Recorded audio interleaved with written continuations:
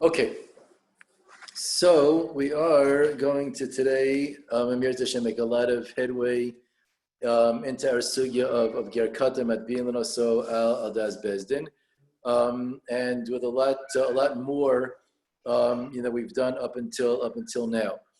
So let's start to run through. Yesterday we discussed an analysis in the Kovei Shiur by Rabbi Hanan, where he compared, or really contrasted the two Tosas and ours in Ksubas Yud Aleph to that found in Sanhedrin Daf Samach Ches, where we basically pointed out as follows: that our Tosa seems to be of the opinion that the Bezdin's role in the Geros is basically just to observe. We called them yesterday a welcoming committee. That's there, but the Bezdin is not actually making the person Jewish. The entire Geros, the Maisa Geros, and the Chalos of the Geros is performed by the Mizgayer himself, and the Bezdin's role, is just to be there in the capacity of witnessing and observing. That's there. Again, a lot of times you need only two Eidim to be witnesses, but in the case of a Ger Katan, which is a more official, formal thing, so we need the Bezdin has to be there to observe and authorize the Geros. On the other hand, Rabbi Chanan pointed out, the Tosis in Sanhedrin seems to argue and say that no, the Bezdin has a much, much more significant role in the Geros, and that is that the Bezdin are actually the ones that create the chalos of the Geros on the Mizgayer. They're the ones that, we're going to use the expression as sort of similar to the way Baruch Ber said it, they're the ones that provide him with the Yiddishkeit, with the Judaism that's there. That's why Tosis and Sanhedrin entertained the idea that even a Ger who's a Gadol requires the Bezdin to be Zoche for him. And the idea was that they're functioning on his behalf, that they're giving him the Chalos Geros, providing him with the Chalos Geros in order to allow him to be Magayer.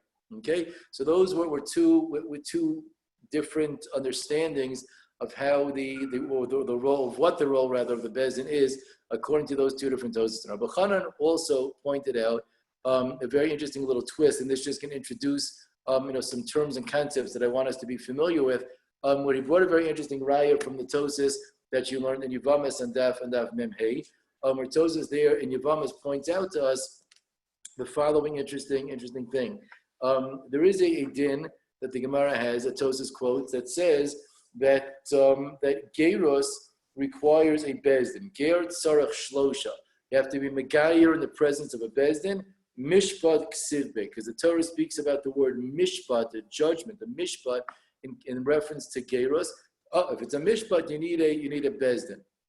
Therefore, Tosas is led to a problem to ask a kasha. The Gemara there in Yevamot Daf Mem Hey has a din, as a story really, that tells us about somebody who Dehabikari lay Bar Armeyasa. There was a certain person that people used to call him the son of a shiksa, the son of a goita. And basically people were saying, oh, your mother, people said she was Mekayeris, but it's not really true. Your mother is a shiksa. Your mother wasn't Jewish, which is obviously not a nice thing to say. And apparently the person must have come to ask a shayla, like, what do we do? Is it true? This and that. But it was something that made it back to the Amarayim. And the Gemara records that Amar Ravasi, well, Milo Tavla Venidusa. What do you think? The mother never went to the mikveh as a nida. She thought she was Jewish, whether or not she was or wasn't. But Lamai says she for sure went to the mikveh sometime, in her life. Once at least she assumed she was Jewish. And going to the mikveh, fine, she went to the mikveh. Milo Tavla Venidusa. She probably went as a nida to the mikveh. And that counts to meet the requirement of tevila on behalf of the Geros, meaning to say, well, the guy actually, the Lemaisa, probably really is Jewish because Mistama, his mother anyway, had gone to the mikveh, and that would have taken care of whatever Geros needs we would have had. Now, on the spot, the Tosas that you saw asked a question, right? Tosas Freg, that what do you mean that Milo Tavol and Dusa? The mother probably went to the mikveh as they need. The Geros requires a bezin, Mishpar Ksivbe.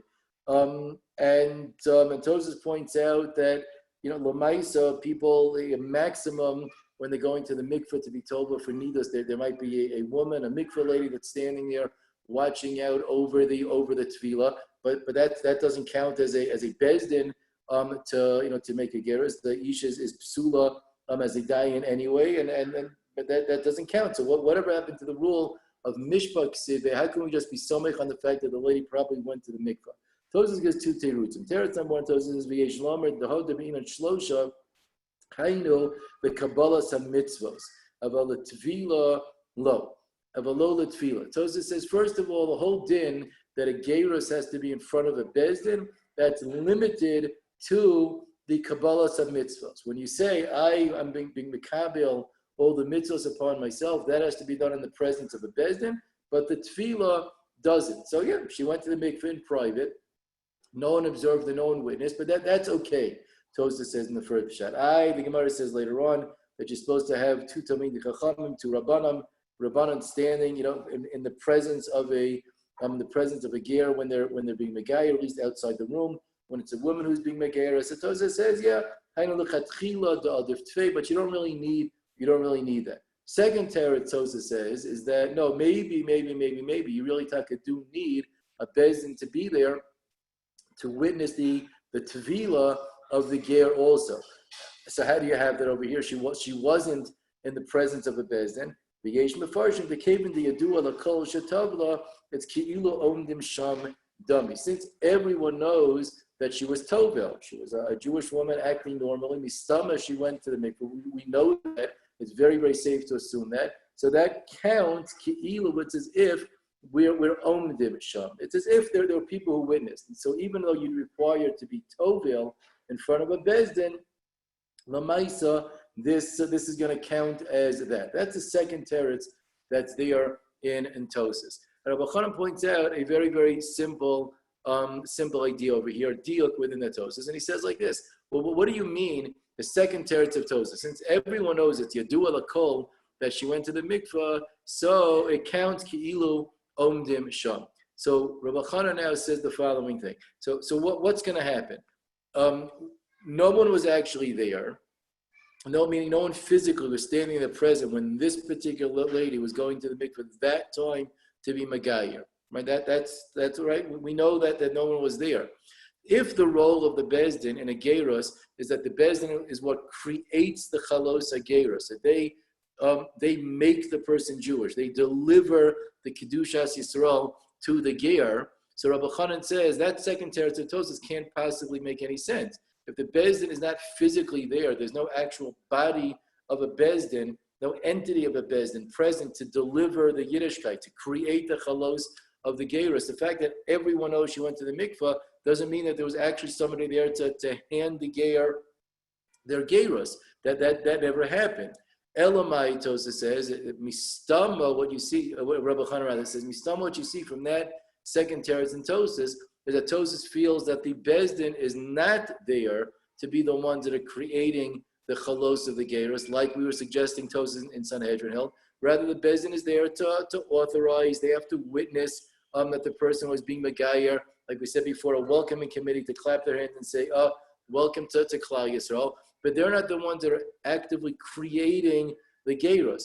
So if that's true, right, then you can bring in like an outside svara and say, if we know as a fact that the person went to the mikveh, that can count as if the bezdin was there witnessing the gerus actually taking place. Rabbi Chanan says he thinks that this Tosfos is a raya, not a raya, but at least is a rishon that stands in line with the Shita that says that the role of the bezdin is not to actually make the gerus, but rather they're just there to witness and observe the gerus taking place, and that of course would align with our Tosfos by us in Ksubas. Okay, so that's the Rabbi Chanan.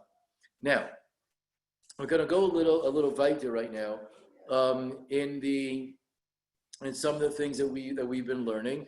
And try to take them now to the next stage. We had yesterday about 3 different mahalchim and how to understand what the bezdin is, what according to our Tosfos. Let me emphasize our Tosfos in Ksubis, what exactly the zechia is that the Bezdin is being mezakeh this person in. Okay, we had a different mahalchim. So we saw the idea. Let's say, for example, just even though it's not our Tosas, but the Tosas in Sanhedrin that just says that they're not really being mezakeh anything. They're getting involved because we're encouraging the child to be megayer, but there's no real technical zechiyah. Fine. We saw yesterday in terms of our Tosas that there's a zechiyah. So we saw two different opinions in Baruch Be'er about what the zechiyah actually is.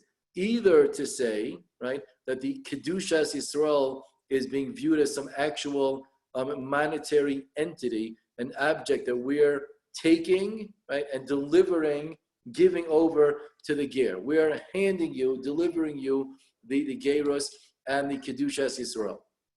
The way we explained what that meant yesterday was that the actual maisa of the gerus, the mila and the tefillah, for sure is being done by the mizgayer himself. He's the one who's doing the maisa gerus, right? That's all being done by him. The bezdin is not involved with that. It's just we're the ones that are now saying, oh, you did the maisa, so if you were an adult, you could be zoche in the kedushas Yisrael yourself. But since you're a katan, you can't. But we'll be zoche in that. We'll be zoche in that for it. We'll be koneh your kedushas Yisrael on your behalf.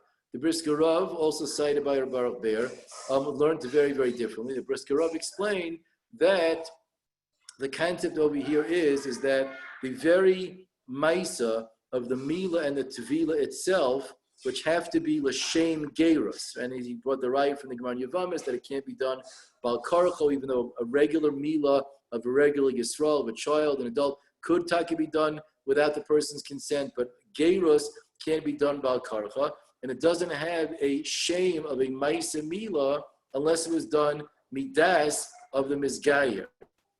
So if that's the case, the Brisker Rav explained, then we have a problem by a ger katan who has no das to perform those actions on himself. He can't make this an authorized, legitimate, sanctioned mila of gerus because he has no das. He can't make this an authorized, sanctioned, legitimate maisa tevila because he has no das. So what is the bezdin doing? They're saying, you have a maisa that you just did that right now is not so significant because it doesn't count as a maisa of gerus, and we're providing you with the das that you need to call that a maisa mila and to call that a maisa tvila. We got the idea, right? So the zechiyah that the bezdin is doing is they're providing the das and the status of that's called a maisa mila and that's called a maisa of a tvila. Correct? Now, let's point out that there might be some two very basic nafkamin, very simple nafkaminas, basic nafkaminas between these different ways of understanding what exactly is taking place in our Tosfos. I'll give you two examples. Okay. Again, the question is that we're going through is: are we looking at as if the Maisa Mila and Maisa Tefila were totally legitimate actions, but the Bezdin is being again providing the Kedushas Yisrael? Are we saying that the Maisa Mila and Tefila are not really so legitimate, by themselves, without the involvement of the Bezdin? So let's work with the following ideas just for a quick second. Let's say, remember the Gemara points out that in Higdilu Yecholim Limchos, the moment that the ger becomes a gadol, becomes bar mitzvah, she has the ability to renege to cancel the ger. So you can make a macha that he doesn't want to have the ger. So let's say you have the following scenario: the guy becomes 13, and at his bar mitzvah, when everyone's excited on the bar mitzvah speech, he gets up and says, "I just want to let everybody know I am out of here, hasta la vista, and I'm done with the whole Jewish thing. I'm not doing this. I'm not doing this anymore. I'm out." Okay. It creates a little bit of stir, the talk of the town. So the guy was just mocheh and canceled and negated, reneged on his gerus. Later on, the guy decides, maybe the same night, maybe tomorrow, maybe a couple of months later, the guy says, "I want to be Megayer. I missed the whole Yiddishkeit thing. I want to be Megayer now for real." Would he need to undergo another Mila and Tevila? Or would we say that the person or would we say no? All he has to do is to have a kabbalas or mitzvos But Lamaisa, he already had a Mila of Geras, he already had a Tvila, he made a Machaba, but he had those things, they were done. So now he's missing the last part of the Kabbalah's old mitzvahs. Another example, right? Our Tosis holds that the Geras is only a Geras de Rabbana, right? So what happens when the kid becomes a bar mitzvah? Okay, he doesn't make a macha. Okay, he sticks with the Yiddishkeit. But now he wants to become a geir on a deraisa level. And his entire geir was his only derabanan. He wants to be the real thing. He doesn't want to be samech on the chacham or oker davar min Torah b'kum v'yaseh. I want to be a regular, full-fledged geir, no questions asked. Is the person going to be required to do another tvila and what we call hatafas dam bris in order to make some form of a mila after it becomes a gadol? What we're really asking is were the things that the kid did when he was a katan actually considered a mila and a tvila of geras? Did such a thing ever actually happen? Okay. Now, let's look at some of the examples. By the way, both of those questions are a little bit subject to a machlokas. There's the minchas chinuch, the mitzvah beis, and the mitzvah bris milah.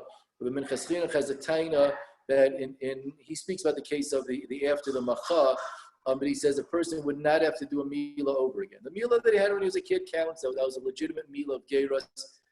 He messed up on the Kabbalah's mitzvahs, but he doesn't have to do the milah again. If you look in some versions of the Rabbi Kiva Eger here on our Gemaras, there are a lot of different printings of the Rabbi Kiva Eger. So some of them have more, some of them have less.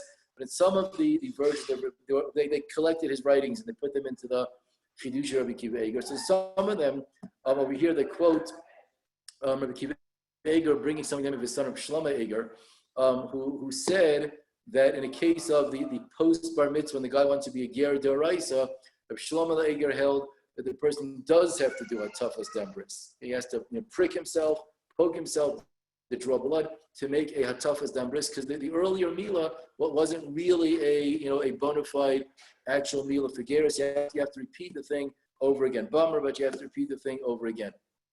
Now the chora, that question really has a lot to do with whether or not we view it is the question whether or not we view the mila and the tvila that the child did when he was a katan as actually being a legitimate maisa of a mila and a tefillah. The katan isn't really able to have das, for things. Okay, so if we're going to say that, like the Brisker Rav, that the Bezdin granted him the das to be able to have a mila l'shem geiros, and they granted him the das to be able to have a tefillah l'shem geiros. So you had that, like Lamaisa, there was a Ben Das who provided you that Das. Again, we're still saying that Jakey's kasha from yesterday. Do we ever find such a concept of zechiyah? Is a good question, but that's the way the Brisker Rav understands it. And he's saying yes, there is such a concept, even though yes, it also is a very big chiddush.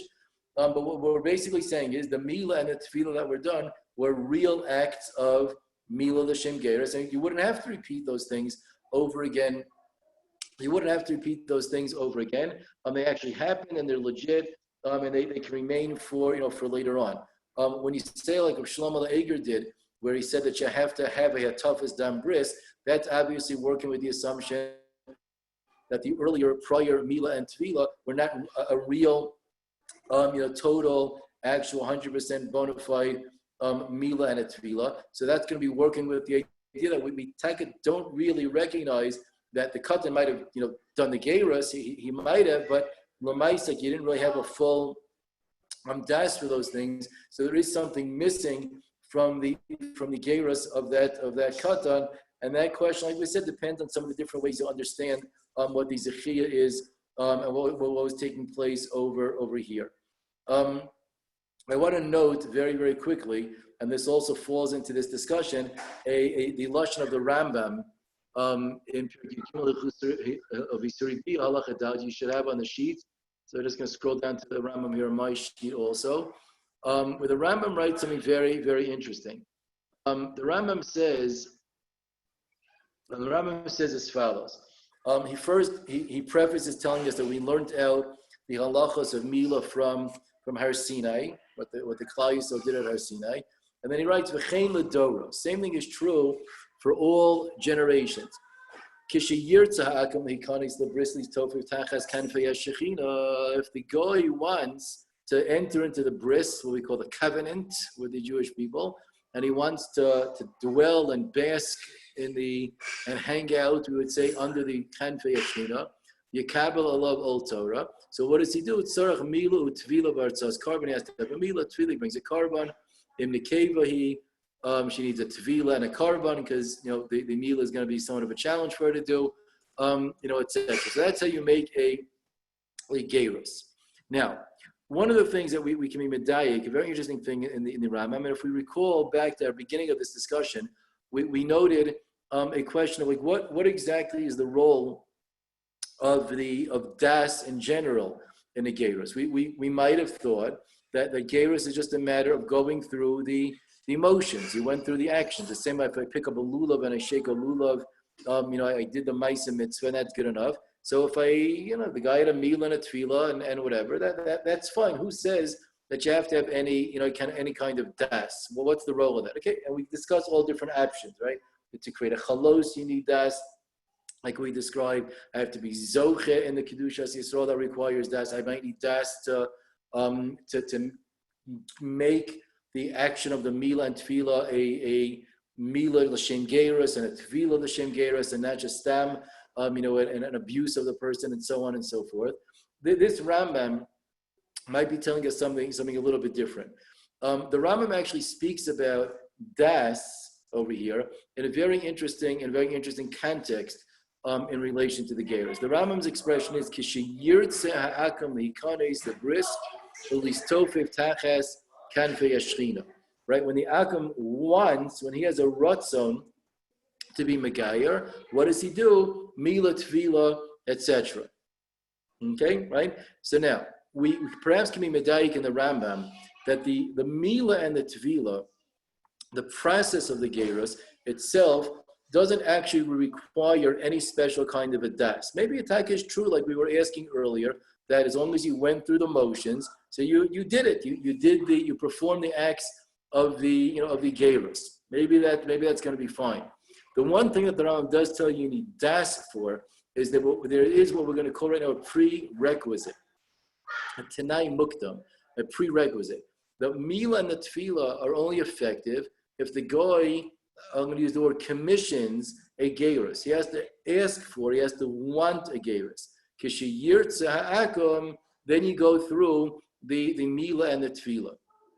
So maybe, okay, according to the Rambam, the way to understand our Gemara in our sugya might be as follows: Ger katan matbilan osal das bezdin, because to grab a ger katan, to grab a katan and be matbil him, where the katan is not able to express an interest in gerus, so perhaps that entire gerus can't possibly take place if the person doesn't have that want, it didn't ask for it.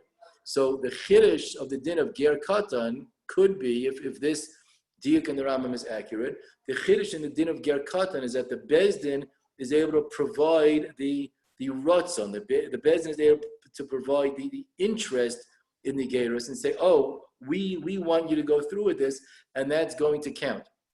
I'm guessing and hoping and davening that we remember when we first started the sugya, we saw Mordechai in Yavamis, where the Mordechai quoted the Ravya, when we spoke about what's the case of a ger katan. So he said, right, normally if a ger comes, he says, I want to be megayer, or if the katan even says, gayeruni, be megayer me, right? So that Ravya was also expressing a similar idea that we can't be megayer somebody without the request, without an interest in being megayer. So what we're saying over here is, according to the Rambam, right, the ma'aseh that's done by itself, the milah, the tefillah, yeah, you're going through the process of gerus, but there has to be a das and a ratzon to commission or to be interested in initiating that process of the gerus. That might be another angle, another way of looking over here at our sugya. I want to jump ahead a little bit we're gonna detour somewhat from the list of Marmakamas, ever so slightly, um, to focus on some of the things that we were actually already spoken out, but just to now put them in a stronger context. Um, so right now we should be pretty good with the approach of our Tosis and Ger Katan. We got the idea of the Tosis in Sanhedrin about a Ger Katan, and now we're gonna focus on Rashi a little bit more. We already touched upon certain things within Rashi yesterday. We're gonna develop Rashi a lot more, right now. So let's take a look at the Rashi Divamas al Das Bezdin. Right, Ger Katan at Bilan so al Das Bezdin. So Rashi points out Shloshi Yu b'Tevila. So you have to have 3 people by the tefillah. Kedin kol tevilas ger shetzrichim gimel. Just like every tefillah's ger, you have to have a bezin of 3 there. And we pointed out something about that yesterday. We're going to come back to that soon. Hein nasin lo la'av, and they become like his father. Harihu ger al yedin, he becomes a ger through them. Okay, and the very beginning of the sugya, we also pointed out what's the significance of Rashi's waxing poetic here and telling us this, seemingly irrelevant emotional comment that they become like the father of the child. When he touches wine, the wine is going to be kosher. And back in the day, we also asked on that line in Rashi, that's the like we say, the grosser nafkamina of a ger katan. That's the big issue here, that it is mago b'yayin. I'm assuming Eli is not chugging wine over there demonstrating ger katan. Probably that's a coffee or something in the morning, and it's an awfully big cup to be pounding from the wine. And the mago b'yayin kasher, and that's that. So we're gonna break down the Rashi. We're gonna break down the Rashi now, piece by piece, to get a better understanding of what the Shita of Rashi here might be. So first of all, we noted yesterday that the beginning part of Rashi, Shloshi yu b'Tevila, so kedin kol tevilas ger shetzrichim gimel, right? That the initial gut kasha that you ask on that Rashi is, hey, wait a second, you're mixing apples and oranges, right? It's true. We saw the Tosas quoted the din in Yavamas, a ger is sarach shlosha mishpar ksiba. You have to have a bezin present for the gerus. That's true. Every ger doesn't have to be ger katan. There's a din. A gerus is like a mishpat, and you need a bezdin. Over here, the bezdin is doing something different. The bezdin is being zochin something on behalf of the child. Like we need them to create the gerus, because the kid can't do the gerus on himself. They're not just observing the gerus. So why is Rashi telling me, oh yeah, this is like the din of kol tevilas ger shetzrichim gimel? So yesterday explained, and we're keeping with this idea also. Yesterday we explained the pshat is that Rashi is actually teaching us a chiddush over here, and the chiddush that Rashi is teaching us is that, I'll tell you the truth, that one of the things we learn from the din of ger katan is what the actual role in a regular gerus of the bezdin is. What is the bezdin's function in the gerus? And in every gerus, Rashi tells us, the bezdin is essentially doing the same thing that they're doing for this little ger katan. Right? What's the bezdin doing? They are the ones that are being megayerim. They're creating the chalos of the gerus for the ger. Allah, the Tosis and Sanhedrin that we learned yesterday. They're providing him with the Yiddishkeit. They're the ones that are granting him his Yiddishkeit with his gerus.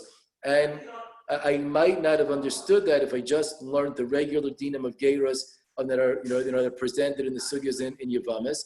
But now that I have the chiddush of ger katan, Rashi says, oh, I see that the bezdin does something more than that. They're actually megayer. They're the ones who give the chalos of the gerus to the child. Okay, we're going to leave that. Rashi then goes on and says, Hein nasin lo la'av. And they become like his father. They become like his father. So, Varu ger al yadeya. So here there's a couple of quick, comments that we might want to make, that we are going to make over here, and they would work as follows.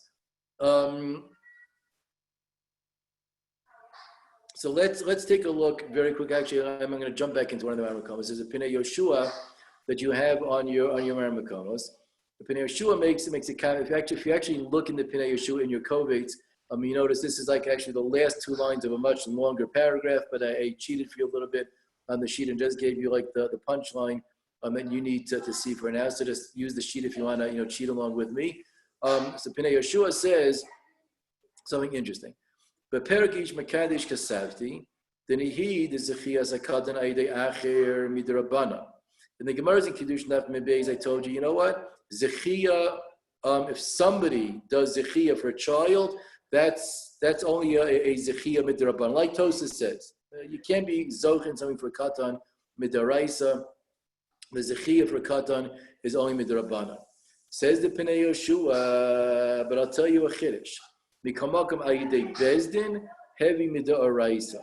But if the Bezdin is the one that's being mezakeh something for the katan, that's doing a zechiyah for the katan, that already exists on a daraisa level. And he says, if you look there, I showed you where I think that comes from the pasuk, nasi echad amate, ayin shom b'chidushenu. Take a little peek over there in the writings of the Pnei Yeshua on Kiddushin. Pnei Yeshua says a chiddush that that there's two types of zechiyah, right? When your average person does a zechiyah, so that's zechiyah mitam shlichos, like Tosa says, you can't have that when you're dealing with a katan, that doesn't work. There's another kind of zechiyah, a zechiyah that's done with a bezdin. He doesn't explain here exactly what this means. When the bezdin is doing things, so that even on a doraisa level is going to work. By the way, there's a similar comment made by the Shach. The Shach has one of the Shach's commentaries on Shulchan Aruch. The Shach is his commentary, and then when the Shach argues with the Taz, his arguments on the Taz are called the Nekudas HaKesef. So in Siman Shin Hey in Yoredeya, there's a Nekudas HaKesef who says something similar with that. When the Zechiyah is done by a Bezdin, that can be done for a Katan also. And that's how he answers those questions over here. What do you mean here? Katan Madilin or so? Al Das Bezdin. How do you have such a thing? So the Shach writes over there, and then Nekudas HaKesef, similar to this Pnei Yoshua, that because the Bezdin has the ability to make a zechiyah for a katan even on a deraisa level. Now let's I'm going to read you one more line. Then we're going to talk about our Rashi over here. If you take a look in the Shita Mekubetzes on our Gemara, take out my sheets. It's not on your sheets, but I'm going to read you a line. It's the if you look at the sheet, it's on page Kuf Nun Ches in the printings that we have in our kovetz. The end of the Dibra Mas was Zel Lashon Shita Yeshana. It says the Shita Mekubetz as follows. Again, this is his own writing. The Shita speaking for himself now. Says the Shita like this. He quotes the Rashi. He quotes our Rashi, and he says he says this idea. Hey Nasan Lo Av Harihu Ger Al Yadayim, etc. Mashma. Now I'm quoting from the Shita Mekubetz. Mashma the boy lefrushe. It sounds like what Rashi is trying to explain is the adifa hach zechia the nasin lo ka'av the lo heavy mitam shlichus. This zechia is better, is qualitatively greater than your average zechia. There nasin lo ka'av, and it's not based on shlichus alone. Okay, so the Shita Mekubetz is in the Rishonim is the one person who's medayik in Rashi, and what he basically said for us over here, just to summarize and just stick in the idea, plant the idea, says that Shita Mekubetz that Rashi here is actually being metarit Tosas' question. And when Rashi uses the line Hein Nasin Lo Av, Rashi is providing his understanding of why Tosas' question about there's Ein Shlichus L'Katan and Ein Zechiyah for a Katan, so how could you ever have a Ger Katan? Rashi is giving an answer to that question. I don't agree, Rashi says, with the idea that he's only a Ger Midrabana. No, he's a Ger De'oraisa. How does it work? There's Ein Zechiyah for a Katan. So Rashi introduces, the way the Shita reads it, a principle that we're going to talk about right now. Hein Nasin Lo Av. That was the Shita's explanation. It's a difa hach zechia the nasim lo ka'av v'lo heavy mitam shlichus. So what is this?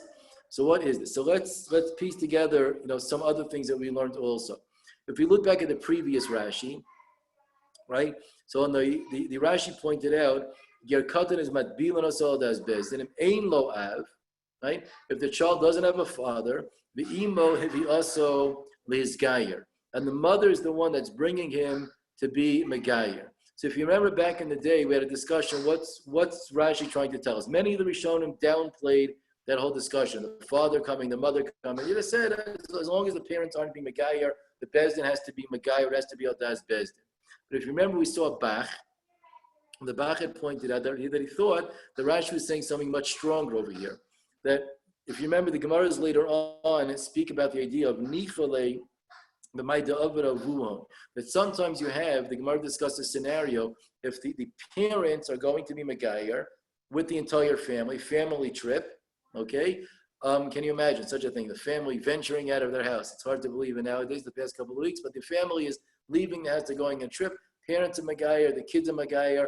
And the Gemara said, we don't need a Bezdin for that Katan to be Megayer because it's clear the Katan is going to go along with the parents, whatever requirements of das we need. For sure, the kid has those things because the parents are being Megayer.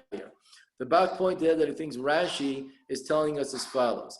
If the father had brought the kid to be Megayer and the father is suggesting to the kid, hey, this is a good thing to do, then for sure that gerus is going to work. It's only because the mother is bringing it to the kid to be Megayer. I hope the speakers are not on too loud in your houses right now, but the kids don't always trust their mothers, and whatever mom suggests is not always what we're going to run to go and do. And if the mother brings the kid to be Megayer, says Rashi, no, that's when we need the Bezdin to get involved. So let's now think very, very quickly. Let's say there was a father, an actual father, dad, is telling the kid, hey, little, whatever the little kid's name is, little Christopher, come along, Christopher, we want you to be Megayer today. Okay? When the father tells little kid Christopher, I want you to be Megayer, okay, is the father serving as a shliach on behalf of the child? Is the father doing anything for the child? The Pashas is not the way the Bach understood. It's just that we understand, right, that when the father is there, he's significant enough that he can get the kid into the mood. He can allow the kid or create a phenomena where it's clear the child has a das. We don't need a regular concept of shlichus. Says Rashi over here, Hein nasin lo av. Hu ger al yadehim. Says Rashi, very interesting chiddush now. What the Bezdin is doing, this is not zechiyah mitam shlichos. That you're right, you don't have for a kata. But if it's a Bezdin being Megayer, and this again might be the pshat in the Pinei Yeshua and the Shach, where they say that if a Bezdin is involved, there's zechiyah de oraisa. The idea is the Bezdin is so chashuv and so important that they can fulfill the same exact role that the father would have fulfilled had the father been the one who was bringing the kid to be Megayer. And just like Rashi himself, if our reading of that earlier Rashi was correct, where Rashi allowed for the idea that if the father's bringing the kid, we don't need the Bezdin because the gerus just works because the das is there, we know what the kid wants, he wants to go along with that. If the Bezdin is doing it, again, just to clarify, the way the Pinei Yoshua and the Shach are speaking, it's the Zechiyah is d'oraisa. They're providing whatever has to be provided. Where the way the Shita is reading the Rashi might be saying something even more than that, different than that it's not that they have the authority to provide something for the kid that another person can't provide, but what Rashi might be saying is it's a difa because they assume the role of the father over it. They as the role models, right? They as the incredibly dominant force over here. It's clear that when they're doing it and when they're telling the kid to go along with it, they serve the role of the actual father, and we're convinced that the kid has that das and wants to do this because he's being guided by this, but because being guided by this Bezdin. So Rashi, according to this reading, whether or not you expressed it the way the Pinei Yoshua or the Shach did, or you expressed the way we're reading into the Shita Mekubetzes, the Rashi is clearly telling us that the gerus is a gerus d'oraisa, and this is not subject to the regular classic rules of Zechiyah, either because the Bezdin Zechiyah is stronger than an average man's, or because the Bezdin has this authority, this power of being like the Av, in which case that's going to be the clear guiding force and guiding light for the child to have a das, to trust in that Bezdin and obviate the need for any formal kind of a Zechiyah. Now moving along, Rashi then adds, Maga'o b'yayin is kasher. I said, here was another big question. What exactly is Rashi trying to tell us when he says that Maga'o Bayayin is kasher? We're going to go through 3 stages in developing this last line of the Rashi right now. So Rashi, this is actually some of the Achronim learn. There's a Pnei Yoshua that says this. There's a comment of the Gilyon Marashar of Shalom Ala Eger in Yoredei and Simon Reish Samaches, who learns like this in Rashi. The Bach, according to one pshat, in Simon Reish Samaches, learns like this in Rashi. And then we're going to show that, but it's very, very shver. That's why we're going to say the pshat and then point out some of the questions and move on. Some learn that Rashi just means to say over here that the entire Geiros for the Ger Katan is in fact only the Rabbanan. And the Kiddushin is not a real Kiddushin, and you can't marry a Bas Yisrael. Mago b'yayin kasher. Right? The whole issue of yayin nesech is only the Rabbanan. Mago b'yayin kasher. He's considered Jewish enough that he doesn't create yayin nesech. Okay. Now the problem with that is twofold. First of all, we were just trying to show you, based on the earlier parts of this very same Rashi, that Rashi's opinion should be that the Geiros is Doraisa, right? Again, the only reason why Tosas came to the conclusion that the Geiros is the Rabbanon is because he had a problem of Zechiyah Mitam Shlichos, and if Rashi doesn't believe in that, because Rashi thinks the business power is stronger, the Zechiyah of the Bez are Nasin Lo Ka'av, so it's a Geiros Doraisa. Even more than that, in Rashi itself, take a look further down in the Amud, the Rashi Dibra Master Yecholim Limchos. So Rashi there writes, when we spoke about the idea that the ger can be moche and can renege on the geras, he can say ef sheno lios gerim. I don't want to be a ger. Chozim, so he can go back to his original nature. And listen how Rashi explains. Ein lona la'onsham bebezdin. We can't punish him now for anything that he did or anything that he does in Bezdin. He's no longer Jewish. If he's Machal Shabbos, he's not Chayav Misa for that. He's not Jewish anymore. I'm going to skip a line. In Kidesh Isha Misha Micha Eina Tzricha Get the Yoski Yisrael. If he's Makadesh, a girl, he doesn't need a get right now because he's not Jewish. Well, you don't treat him like a Jew anymore. He's not Jewish. So what do you see that Rashi just said? Rashi very, very clearly. When he was a Geyer, right? Number one, Bezdin will give ownership to that person if he violates Averos, right? We treat him mamash like he can be Chayyir Misa. Rashi also clearly said after he's moche, after his macha, his kiddushin is not a kiddushin. Mashma from Rashi that before his macha, that if he didn't yet protest, then his kiddushin is a good kiddushin, right? Because he's a ger even on a daraisa level. So it's very, very, very problematic to make the claim that some of these achronim do that says that Rashi feels that his gerus is only the Rabbanan. It doesn't seem to, both in Svara, based on the way we developed the beginning part of this Rashi, and mamish from the words of Rashi later on, it's very, very hard to understand. So there's another suggestion the Bach himself makes over there in Simon Reish Samaches that he says something very interesting. The Bach suggests that what Rashi is telling us is like this. Maybe we're right. The gerus is Doraisa. As a gerus Doraisa.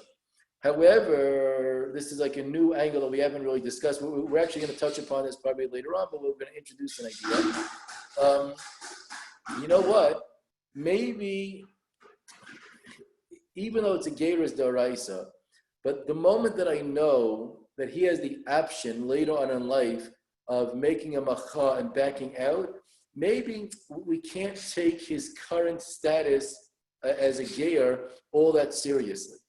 And we're not going to really allow us to, like, at least certainly in terms of like kulas, we're not going to actually act as if he's, mamish Jewish, because that can change a little bit later on. So the Bach suggests maybe what Rashi is telling us is like this. We'll be machmir as if he's Jewish, but we're not going to be like makel and assume that he's Jewish, even lakula, because we don't know what's going to happen. There's one area that we don't mind, being a little bit makel about, and that's the area of Mago B'Yayin Kasher. Why is Mago B'Yayin Kasher? Listen, because it's only the Siddur Rabbanan, right? Even if worse comes to worse, the kid made a macha, so now what do you want to say? The lemafreya, the wine is treifa. The whole din is only the Rabbanan. It's a milsa de lo shchicha. It's not even so common that the person reneged. So we will not go to yayin nesach in that thing, in that kind of a scenario. In other words, even though the gerus is a good gerus daraisa, but the Rabbanan are being machmir to say that we're never going to allow you to treat him like a bona fide ger, right? Because of the chance he can back out. And the only thing we're willing to be makel about is mago b'yayin kasher, because the whole thing is Issa the Rabbanan, so who cares? Okay. Could be.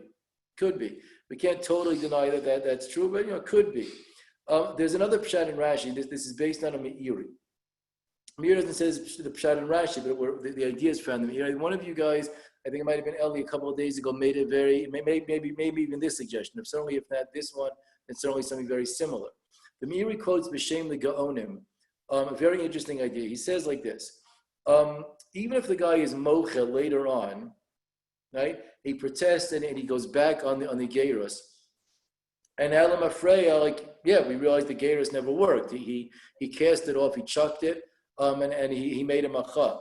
Nevertheless, the Meiri says that the yayin that he touched when he was a ger, then now we know he wasn't a ger, right? But mago yayin, even the mafreya is going to be kosher. That's a lasting nafkamina, but that will never change. Everything else is subject to change, but that will never change. Okay, so using that idea, that psak that the Meiri gives, maybe we could suggest that that's what Rashi is coming to tell us. We've tried to prove, really pretty much beyond the slightest shadow of a doubt, that Rashi holds the gerus is a real gerus d'oraisa, right? Hey nas and lo'av, and the bezdin is granting him, the chalos of the gerus. They're being megayer him, as we explained before. Gerus d'oraisa, yeah. It just happens to be, right, that the one repercussion of that gerus that can never be changed, right, that cannot ever not be true, is the din of the yayin that the ger is going to touch. Everything else might be subject to change. If he got married, right, and then he makes a machal later on, right, hey, we find out lemafreya that kiddushin wasn't a good kiddushin. They weren't married. He wasn't even Jewish, right? Lots of things can change. This one thing is able to stand forever. So that might be why Rashi highlights that idea of mago bayayin is going to be kosher. Okay, we're going to go a little weiter. We have on my clock almost 6 minutes left. We're going to do we're going to focus on a different angle over here right now in this discussion. And that's like this, just to bring up one of the other issues that come up over here. We know, as we're seeing, that Tosas here asks his questions. I just want to make sure we're covering all the things on your Ramakomos. Yes, we are. How about that? We know that Tosas here raises his question of how could you ever have a ger katan? The Gemara speaks about we're using zechiyah, right? And there's no zechiyah for katan. And Tosas gave his whole spiel. Let's just look at the opening lines of Tosas one more time, right? Tema, zechiyah every time shlichus. And what do we mean that zechiyah is based on shlichus? So Tosas explains, kevin the zchusulo, since we know this is a zchus, anan sade, we can testify to avid le shliach, that he, the katan, or excuse me, he, the guy, random guy, would for sure want you to be my shliach. I'm for sure going to appoint you as a shliach. And we gave the whole pshat back in the day about what that meant. That just like I never ask my chatzer, I never appoint my chatzer to be a shliach. But yet the Gemara says a chatzer can be a shliach because we know the chatzer would want. We know that I would want my chatzer to be able to be kona things for me, so the chatzer can work on my behalf. The same thing is true by any zchus. If we know that I want that, I don't have to appoint you. We know that that you can be my shliach, and therefore Tosas is allowed to ask a kasha. But wait a second, a katan, it doesn't have shlichus by definition, can't have a zechiyah either, right? That was Tosas' kasha. This very, very famous Rabbi Kiva Eger, right over here. Very famous Rabbi Kiva Eger. And this is a classic thing that you might want to remember this, for down the line. This is a classic, Shas, trivia tidbit. over here. Rabbi Kiva Eger on this Tosa says that he thinks that there's a different teretz. An easy teretz to Tosa is kasha. He doesn't think the kasha is such a good kasha, and it shouldn't really bother us at all. Says Rabbi Kiva Eger, again, I'm reading from the one on your sheet in the bold, says Rabbi Kiva Eger, this idea that the Gemara does say, you can't deny, the Gemara says that there's no parish of shlichus for a katan. Lav mishum de kalish koko de katan. That doesn't mean that the child has a weaker koach, that you can't have a shlichus, that I can't do something on the kid's bayah. El mishum de ma'isa katan eino klum. The pshat and ein shlichus the katan is that the actions that the katan does don't mean anything to us.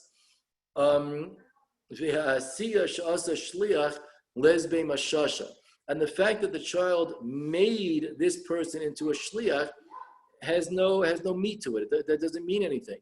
The mice of the katan isn't significant to us. The katan has no das. The things that he tries to do don't mean anything. So the katan is going to appoint a shliach. He can't appoint a shliach. It's meaningless, whatever the katan tries to do.